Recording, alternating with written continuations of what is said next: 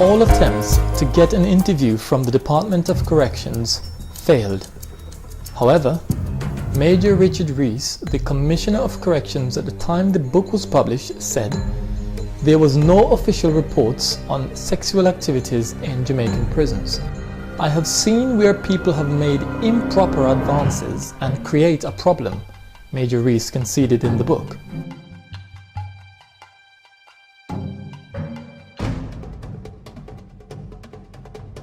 As far as I know, we haven't had an official report on sex in the prisons. We do know the position of the Department of Correctional Services and the Ministry of National Security with regards to sex and condoms in the prisons. It's a no sex, no condom zone. So essentially, that's the perspective from which we operate.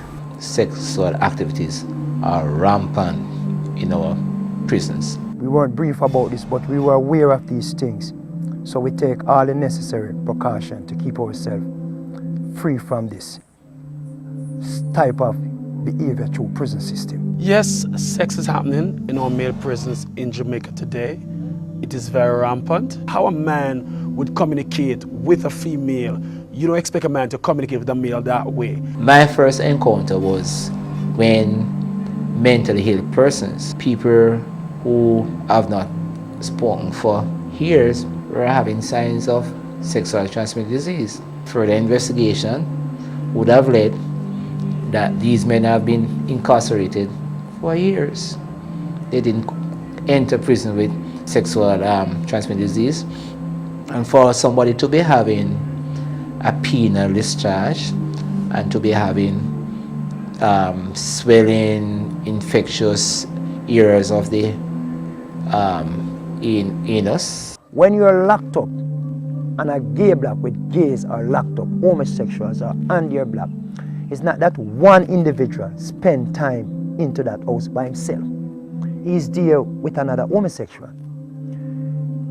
And you have, not even says one or two, but might be 3, 4 people in one cell. This is what these individuals do. Gay life, homosexual, sex with one another. If a person tendency is this from rule and they took them into that area where they're among all those people, then you will find these things happen and it will occur. One of the guys said to me, "Doc, me think, how did we one was homo?" He said, "Doc, when you go on the big man them black, the amount I use condom, you see." Those big men were those who profess to be macho men and who were so much against those other men who were kept in safe keeping, because most often they would have been killed.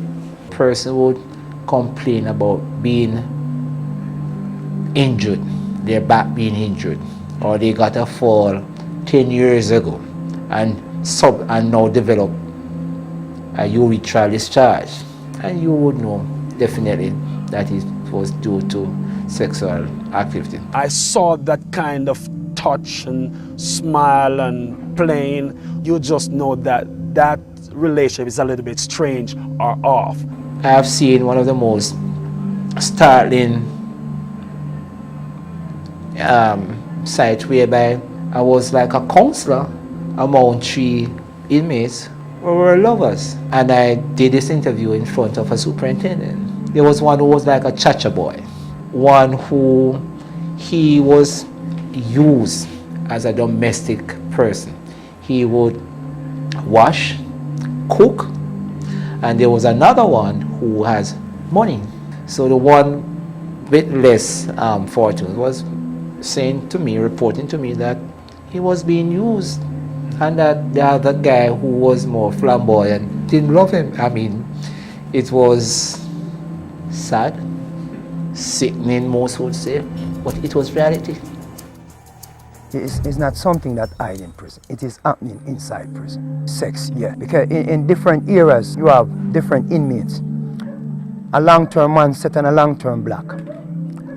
You have Gibraltar. You have other prison. You have juveniles. Then you have an A block, which belongs to all the gay people. These individuals, they wear a different uniform from every man inside the system. You find inmates doing a long sentence, might be in full green, in khaki. These individuals they put them in blues, these homosexuals. And wherever they go in the prison system, every inmate know who they are.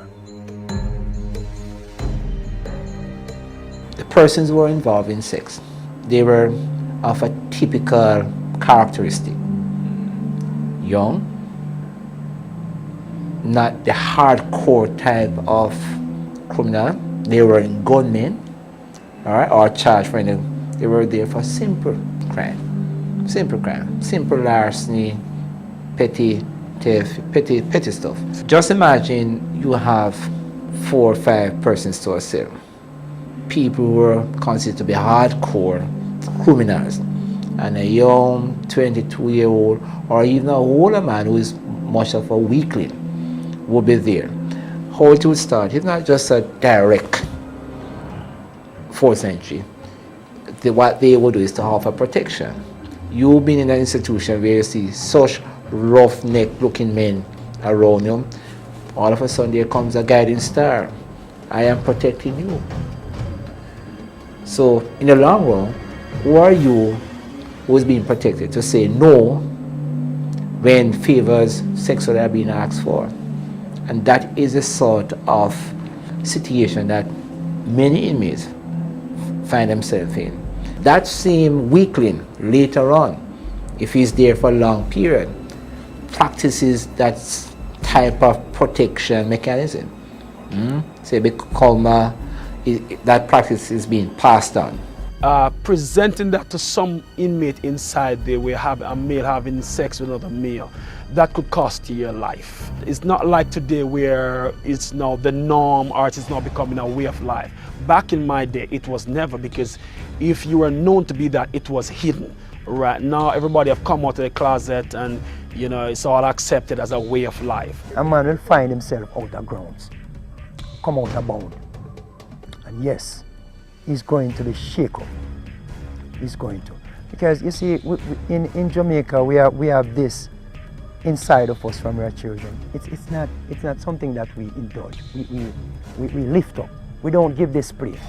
And if we even go back to songs of other artists who have sung these songs like Shabba Buju, and it becomes even an honor to him, even today where he is. And even to myself, I'm telling you, I knew this might happen. Because of what he had licked out against, they will put him among individuals like these to even serve him, to even see this person bringing his food to him.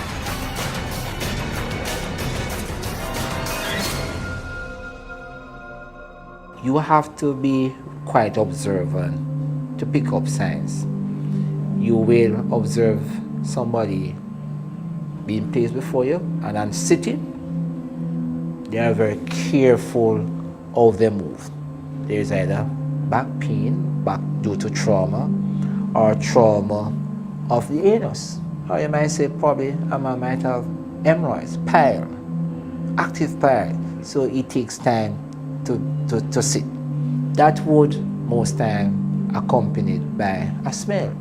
You will start to have the impression now that with foul odor, there must be discharge. Why would be a discharge coming from one's anus? Your most primary suspicion is due to sexual activity. And on questioning, they would admit. Persons are moved from cell to cell, especially those who are mentally ill, those who lack family care.